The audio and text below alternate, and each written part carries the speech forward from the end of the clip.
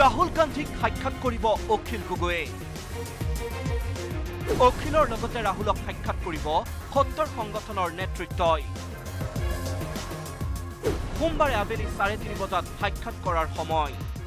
ৰাহুল গান্ধীৰ লগত অহা ৪ ফেব্ৰুৱাৰী তাৰিখৰ ৩:৩০ ৭০ সংগঠনৰ নেতৃবৰ্গৰ সাক্ষাৎ হ'ব।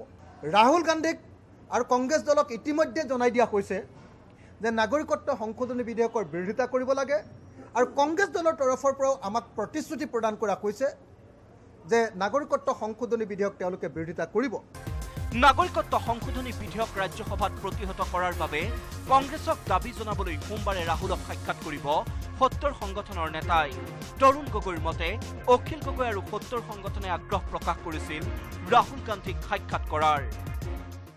নিজে বিচাৰিছিল নে ৰাহুল গান্ধীয়ে? নাই ৰাহুল গান্ধীয়ে বিচৰাটো নাই, তেওঁ নিজেই বিচাৰিছে। অখিল গগৈ মোৰ আগতে আমাৰ আপুনি অখিল গগৈ ৰাহুল গান্ধীক সাক্ষাৎ কৰাটো বিচাৰেনে? না, বিচৰাটো বেলেগ কথা, কাক দিয়া নিদিয়া বেলেগ কথা, বুজিছানে?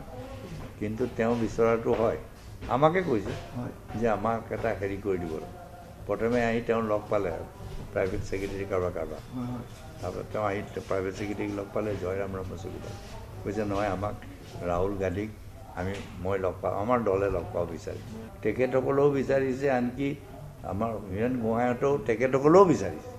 আমাকে কৈছে যে আমি লগ পাবলৈ বিচাৰিছোঁ আৰু আমি লগ পোৱাটো বিচাৰিলে ভাল পাওঁ। এটা সময়ত তৰুণ গগৈ চৰকাৰক আক্ৰমণ কৰি থকা সৰকা কৰিছিল অখিল গগৈয়ে। ২০১৬ নিৰ্বাচনত কংগ্ৰেছক ভোট দিব নালাগে বুলিও প্ৰচাৰ চলাইছিল অখিল গগৈয়ে। শেহতীয়াকৈ নাগৰিকত্ব সংশোধনী বিধেয়কক লৈ ৭০ সংগঠনৰ বেনাৰত ঘনিষ্ঠ হৈছে অখিল আৰু কংগ্ৰেছ।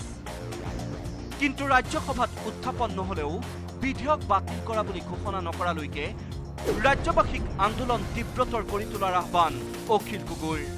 এই মুহূৰ্তত অসমবাসী ৰাইজক আকৌ এবাৰ ক'ব খুজিছোঁ যে আপাতত যে এই সংসদত নাগৰিকত্ব সংশোধনী বিধেয়ক ২০১৬ উত্থাপন নোহোৱাৰ সম্ভাৱনাই বেছি, কিন্তু তাৰ পাছতো বিজেপিক কোনো পধ্যে বিশ্বাস কৰাটো উচিত নহ'ব। গতিকে তেওঁলোকে ছাপ্লিমেণ্টেৰী লিষ্ট অফ বিজনেছ আনি হ'লেও বিধেয়ক উত্থাপন কৰিব পাৰে। গতিকে সংগ্ৰাম তীব্ৰতৰ কৰিব লাগে আৰু অসমবাসীয়ে এই সংগ্ৰাম ১৩ ফেব্ৰুৱাৰী পৰ্যন্ত শীৰ্ষবিন্দুলৈ লৈ যাব লাগে। ইফালে কংগ্ৰেছৰ দাবী শেষ মুহূৰ্তত ৰাজ্যসভাত বিধেয়কখন উত্থাপন কৰিলেও গৃহীত হ'বলৈ নিদিয়ে কংগ্ৰেছে। কংগ্ৰেছৰ ৰাজ্যসভাৰ সাংসদ ভুৱনেশ্বৰ কলিতাৰ দাবী বিধেয়কখন বিৰোধিতা কৰিবলৈ ঐক্যমতত উপনীত হৈছে বিৰোধী দলসমূহ।